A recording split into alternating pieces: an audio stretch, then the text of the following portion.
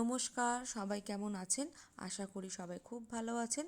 আজকে একটা নতুন রেসিপি আপনাদের সাথে শেয়ার করছি। বাড়িতে কিভাবে টক দই আমরা পাতবো তারই রেসিপি আপনাদের সাথে শেয়ার করছি। চলুন তাহলে দেখে নেওয়া যাক কিভাবে আমরা বাড়িতে টক দইটা পাতবো। টক দইয়ের অনেক উপকারিতা আছে এবং বাচ্চাদেরও গরমে টক দই খাওয়া খুবই ভালো। একটা আমুল তাজা দুধের প্যাকেট নিয়েছিলাম। সেখান থেকে আমি 2.5 লিটার মতন দুধ নিয়ে প্রথমে জাল করে রেখেছিলাম। সেটা ভিডিওটা ক্যাপচার করা এখনও হয়নি।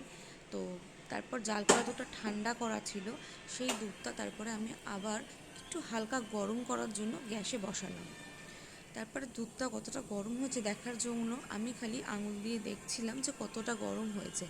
যতটা গরম আমরা সইতে পারবো ঠিক ততটাই গরম কিন্তু করতে হবে। খুব বেশি গরম করলে তারপর যদি আমরা দই বসাই তাহলে সেখান থেকে জল কাটবে এবং দইটা ভালো করে বসবে না। তো সেই জন্য বারে বারে আঙুল দিয়ে দেখে নিতে হবে কতটা দুধটা গরম হয়েছে। দেখো সাইডে একটুখানি যখন বাবলিং হচ্ছে, এই রকম অবস্থাতে কিন্তু আমরা গ্যাসটা অফ করে তারপর যে পাত্রে আপনার টক দই বসাতে চান সেই পাত্রের মধ্যে 1 চামচ টক দই নিয়ে ভালো করে মিশিয়ে নিতে লাগবে, যাতে একটুও যেন হাম্পস না থাকে। উষ্ণ গরম দুধটা এই কাপের মধ্যে দিয়ে দিতে হবে এবং ভালো করে দুধ আর দইটা মিক্সিং করতে হবে, যাতে পুরো দুধের সাথে দইটা মিশে যায়। আমি এর আগে অনেকবার দই পেতেছিলাম, কিন্তু এত সুন্দরভাবে কোনোদিনই দইটা বসেনি। বাট এই রেসিপিটা ট্রাই করে খুব সহজে এবং খুব তাড়াতাড়ি দইটা কিন্তু বসে। তোমরাও কিন্তু এই রেসিপিটা ট্রাই করো এবং কেমন লাগলো আমাকে অবশ্যই জানিও। আর হ্যাঁ, চ্যানেলটা লাইক এবং সাবস্ক্রাইব করতে ভুলো না।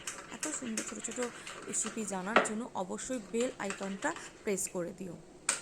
দুধটা ভালো করে মেশানোর পরে কাপটা একটা টেবিলে বা যেখানে আর দ্বিতীয়বার কাপটা আমরা নাড়াচাড়া করবো না সেরকম জায়গায় রাখবো, দিয়ে তার ওপর একটা ভারী কিছু চাপা দেবো। আমার কাছে যখন কাঁচের একটা বোল ছিল, মাইক্রো বোলটা ছিল, সেটা আমি চাপা দিয়েছিলাম।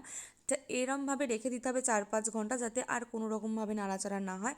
দেখো 4-5 ঘন্টা বাদে দইটা কত সুন্দরভাবে জমে গেছে।